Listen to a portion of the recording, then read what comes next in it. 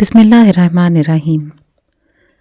مرد کی پسلی سے عورت کو بنا کے اللہ تعالیٰ نے مرد کو اپنی اس حکمت کا اشارہ دیا کہ میں نے اس عورت کی تخلیق فرشتوں کی لائی مٹی سے نہیں کی، میں نے اسے تمہارے جسم کے حصے سے اس لیے نکالا کہ عورت کا تقدس اور پردہ قائم رہے۔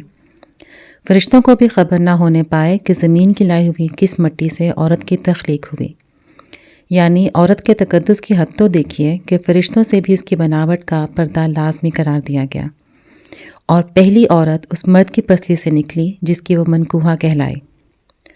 اب بات آتی ہے پسلی کی۔ عورت پسلی سے ہی کیوں نکلی؟ کیا ٹیڑھا پن وہیں سے ملا؟ نہیں، یہاں بھی حکمت سے خالی بات نہیں ہے۔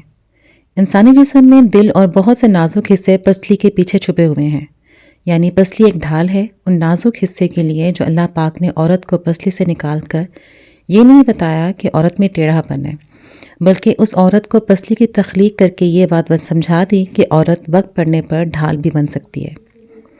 حضور پاک صلی اللہ علیہ وآلہ وسلم صحابہ کی محفل میں جلوہ فرما تھے کہ ایک شخص حاضر ہوا اور عرض کرنے لگا، یا رسول اللہ صلی اللہ علیہ وآلہ وسلم، کوئی ایسا مومن بھی ہے جو جہنم میں رہے گا؟ حضور پاک نے فرمایا، ہاں، ایک ایسا شخص ہوگا جو جہنم کی گہرائی میں 1000 سال رہے گا اور مسلسل اونچی آواز میں پکارتا رہے گا، یا حنان یا منان۔ ایک دن اس قدر اونچی آواز بلند آواز سے یا حنان یا منان کہے گا کہ حضرت جبرائیل علیہ السلام جہنم کے قریب سے گزرتے ہوئے اسے سن لیں گے۔ حضرت جبرائیل علیہ السلام حیران ہوں گے، کیسی بات ہے جو کوئی مسلسل یا حنان یا منان پکار رہا ہے۔ حضرت جبرائیل علیہ السلام عرش کے سامنے حاضر ہوں گے اور سر سجدے میں رکھ کر خدا کی تسبیح بیان کریں گے۔ اللہ فرمائے گا، اے جبرائیل علیہ السلام، سر اٹھاؤ۔ جیسے حضرت جبرائیل علیہ السلام سر اٹھائیں گے تو اللہ فرمائے گا کہ بتاؤ جبرائیل علیہ السلام، کیا عجیب دیکھا آج تم نے؟ حضرت جبرائیل علیہ السلام عرض کریں گے، اے ہمارے رب، میں نے جہنم سے آتی ہوئی ایک آواز سنی ہے جو کہ گہرے گھڑے سے لگ رہی تھی، کوئی پکار رہا تھا یا حنان یا منان۔ اللہ فرمائے گا، اے جبرائیل علیہ السلام، جہنم کی 2 رکع مالک کے پاس جاؤ اور اس سے کہو کہ جو بندہ یا حنان یا منان کی صدا لگا رہا ہے اسے جہنم سے نکال کر تمہارے حوالے کر دے، پھر اسے میرے پاس لے آؤ۔ حضرت جبرائیل علیہ السلام جہنم کے دروازے پر تشریف لے جائیں گے، دروازے پر دستک دیں گے، مالک باہر آئیں گے۔ حضرت جبرائیل علیہ السلام انہیں اللہ پاک کا حکم سنائیں گے۔ حکم سن کر مالک جہنم کے اندر جائیں گے۔ محمد صلی اللہ علیہ وسلم نے فرمایا، جیسے ماں اپنے بچے کو پہچانتی ہے، مالک ایسے جہنم کو پہچانتے ہیں۔ اس کے باوجود آپ یا حنان یا منان کہنے والے شخص کو نہیں تلاش کر پائیں گے۔ باہر تشریف لائیں گے، حضرت جبرائیل علیہ السلام سے عرض کریں گے، اے جبرائیل علیہ السلام، جہنم نے گہرا سانس لیا ہے، اس لیے کون سی چیز پتھر ہے، کون سی چیز لوہا ہے اور کون انسان ہے، اس کی پہچان نہیں ہو رہی۔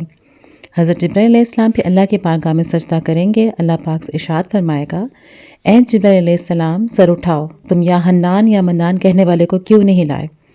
جبرائیل علیہ السلام عرض کریں گے، مولا، دور کا جہنم مالک نے بھی معذرت کر لی ہے، کہتے ہیں جہنم نے گہری سانس لی ہے، اس وجہ سے پتھر، لوہے اور انسان کے درمیان کوئی فرق نہیں بچا ہے، تو یہ سب جل کر کوئلہ بن چکے ہیں، کسی چیز کی پہچان نہیں ہو پا رہی۔ اللہ فرمائے گا، جبرائیل علیہ السلام سے کہو میرا بندہ جہنم کے فلاں گڑھے میں، فلاں کونے میں اس حالت میں پڑا ہوا ہے۔ حضرت جبرائیل علیہ السلام جہنم کے دروازے پر جائیں گے، یا حنان یا منان پکارنے والے کا پتہ بتائیں گے۔ حضرت مالک جہنم کے اندر جائیں گے اور دیکھیں گے کہ ایک شخص اس کے پاؤں اس کی پیشانی کے ساتھ، اس کے ہاتھ گردن کے ساتھ بندھے ہوئے ہیں اور جہنم کے سانپ، بچھو اس کے ساتھ لیٹے ہوئے ہیں۔ حضرت مالک اس کی زنجیریں توڑ دیں گے اور جہنم سے نکال کر حضرت جبرائیل علیہ السلام کے حوالے کر دیں گے۔ حضرت جبرائیل علیہ السلام اسے عرش الہی کے سامنے لے کر حاضر ہوں گے، سر سجدے میں رکھیں گے۔ اللہ پاک فرمائے گا، جبرائیل علیہ السلام، سر اٹھاؤ۔ جبرائیل علیہ السلام سر اٹھائیں گے۔ اب اللہ پاک اس بندے سے فرمائے گا، اے بندے، کیا میں نے تیری بہترین تخلیق نہیں کی تھی؟ کیا میں نے تیری طرف سے رسول نہیں بھیجے تھے؟ کیا میرے رسولوں نے تمہیں میری کتاب نہیں سنائی تھی؟ کیا میرے رسولوں نے تمہیں نیکی کا حکم نہیں دیا تھا؟ کیا تجھے برائی سے منع نہیں کیا تھا؟ وہ بندہ ساری باتوں کو مانے گا، اقرار کرے گا، یا اللہ تو نے میری بہت اعلیٰ تخلیق فرمائی، تیرے رسول بھی تشریف لائے، انہوں نے تیرے احکام بھی سنائے۔ اللہ پاک فرمائے گا، فلاں فلاں گناہ کیوں کیا؟ وہ عرض کرے گا، یا اللہ، میں نے اپنی جان پر ظلم کیا، جس کی سزا مجھے جہنم میں ڈال کے دی گئی۔ اے اللہ، اس کے باوجود میری امید نہیں ٹوٹی، مجھے تیری رحمت سے امید تھی، میں یا حنان یا منان پکارتا رہا، مولا تو نے مجھے اپنے فضل سے جہنم سے نکالا ہے، یا اللہ مجھ پر رحم فرما۔ اللہ پاک فرمائے گا، اے فرشتوں گواہ ہو جاؤ، میں نے اس پر رحم کیا اور اسے معاف کر دیا۔ ناظرین، آئیے اپنا اپنا محاسبہ کرتے ہیں۔ کیا ہم میں کوئی ایسا ہے جو کہہ سکے کہ میں اپنے ایمان کا حساب کر سکتا ہوں؟ اپنی اپنی گریبانوں میں نظر ڈالیں۔ کوئی ایسی خوبی جس میں ہمیں یقین ہو کہ ہمیں دوزخ میں نہیں ڈالا جائے گا؟ ہزاروں سال کی عبادتیں بھی رد ہوتی دیکھی ہیں۔ تو بس اللہ سے دعا کرتے ہیں کہ اللہ، ہم جانتے ہیں کہ اگر ہمارے ایمان کا سخت حساب لیا گیا تو یقیناً ہم نہیں بچ پائیں گے، ہم بے حد گناہ گار ہیں، لیکن اے اللہ، ہم تیری رحمت کا سوال کرتے ہیں، ہم سے حساب اپنی عدل و انصاف پر نہ لینا، بلکہ ہم پر اپنی رحمت اور عطا کا سایہ رکھنا۔ اے اللہ پاک، ہماری دعا کو قبول فرما، آمین۔ قیامت کے دن جب لوگوں کے ایمان کا حساب و کتاب ہو رہا ہوگا، پر کچھ لوگ ایسے ہوں گے جن کو اللہ تعالیٰ بغیر حساب کے جہنم میں بھیج دے گا۔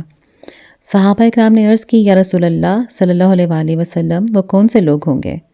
نبی کریم صلی اللہ علیہ وآلہ وسلم نے فرمایا، ظالم حکمران، وہ تاجر جو جھوٹ بولتا ہو، وہ بوڑھا شخص جو زنا کرتا ہو۔ نبی کریم نے فرمایا، جس شخص میں یہ 3 عادات پائی جائیں وہ جاہل ہے، جو سننے سے پہلے ہی جواب دینا شروع کر دیتا ہے، بات کو سمجھنے سے پہلے ہی جھگڑا کرنا شروع کر دیتا ہے، علم نہ رکھنے کے باوجود فیصلے کرنا شروع کر دیتا ہے۔ اللہ پاک ہم سب کو نیک عمل کرنے کی توفیق عطا فرمائے، آمین ثم آمین۔